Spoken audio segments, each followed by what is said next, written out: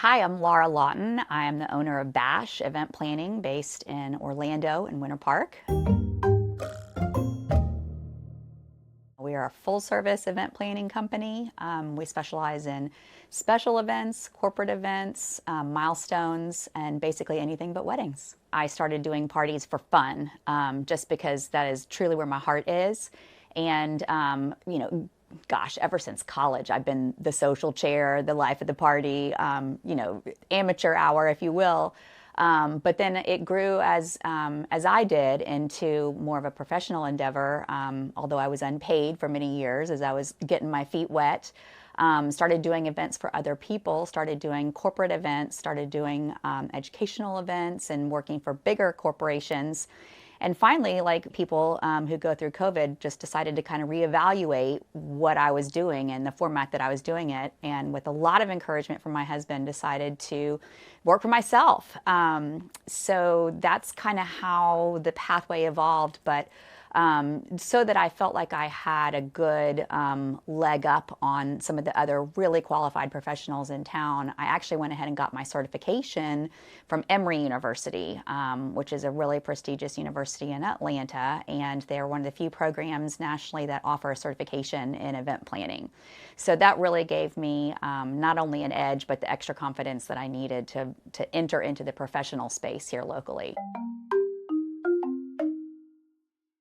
I have been a professional chameleon prior to this. I actually went to Vanderbilt University and have a degree in economics with a minor in business administration, and spent all this time and investment to learn that I really don't like to be behind a computer screen unless I have to be. I would much rather be out with people and interfacing and honestly, just being a joyful person. And it's hard to find joy behind a computer screen. So although I loved my training and I wouldn't trade my Vanderbilt education for anything, this is really where I'm meant to be.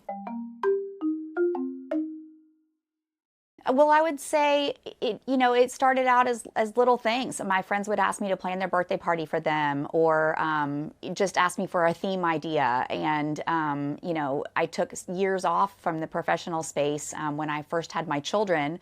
But my birthday parties were the craziest, over the top themes that I really don't like to do what other people do. So originality and uniqueness is really just something that's always been a passion of mine. So I really set the bar high for myself with everything from birthday parties to every philanthropy that I've been involved with personally. The schools that my kids and then other schools that I've been exposed to. So those were kind of my baby steps, if you will. And then as my kids grew, so did my professional endeavors. So I started taking on bigger projects, started being asked to be on boards of trustees, and really getting involved in the educational and the philanthropy spaces. So those are usually larger events where you're talking about anywhere from 200 to 500 people as opposed to 20 to 50 people. My heart is still in the smaller milestones and doing a smaller party that's really intimate. That's definitely where I enjoy spending my time the most. But I've definitely cut my teeth on some larger events too, which provides a great professional challenge for me. I really enjoy it. Time and retention of great employees. There's not enough time in the day. I really, truly never stop working. I even dream about my events. It's just something that I can't escape. So if there were more time in the day, then I could take on more events. I truly love it that much.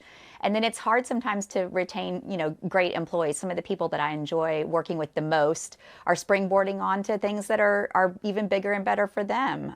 We've had a couple employees, graduate, and interns graduate that are on to bigger and better things. I couldn't be happier for them. Also, some of our employees are just really busy people, so sometimes they're just not available.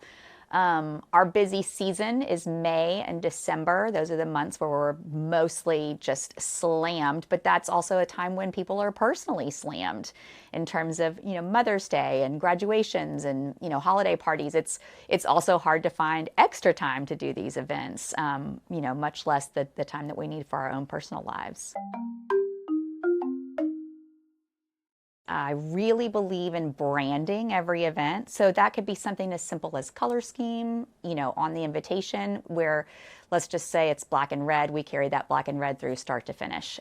But hopefully we can do a more personal job branding something with a logo or with some kind of personification. I love alliteration. We work with our words as well, not just our props. So I would say cohesiveness and just tying everything through, just from the biggest parts of the event all the way to the tiniest details. So that would probably be my first element of making sure that an event is successful. The second thing I would say would probably be to leverage the relationships that we have, because the people that we're most closely invested in are most closely invested in us. And so I have really developed a rapport and a relationship with some valued vendors, and we call them frienders. They're friends and vendors. You're definitely in that category.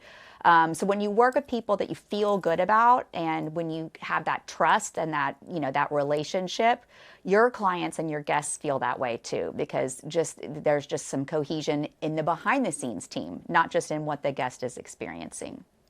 Probably lastly, the third thing would be just visuals. I would just say, this kind of goes back to the first one with the cohesiveness, but just to try to have some visuals and also maybe all five senses. So what is the guest not only seeing, but what are they hearing? What kind of texture is in the room?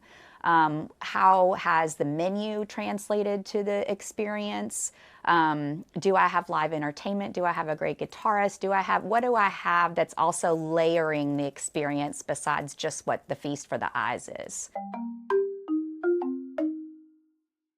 The thing I probably go to the most is that even though you have a paying client, and that's always going to be the goal, is the client satisfaction, if you can have a seamless guest experience, then your client's going to be happy. And sometimes it's not always the same way the other way around.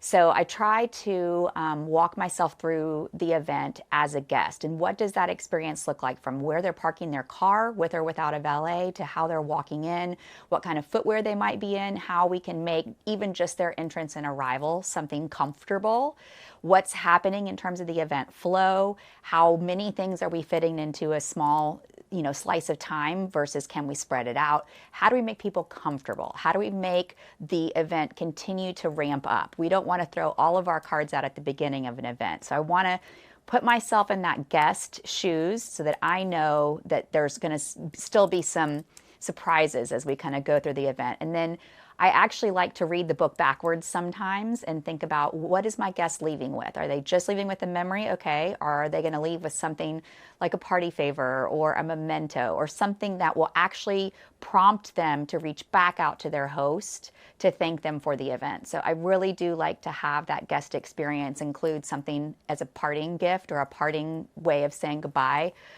so that long after the event is over, they're still getting texts, calls, comments about what a great event that was, because we've done something to make sure that it's got some longevity and it lives on.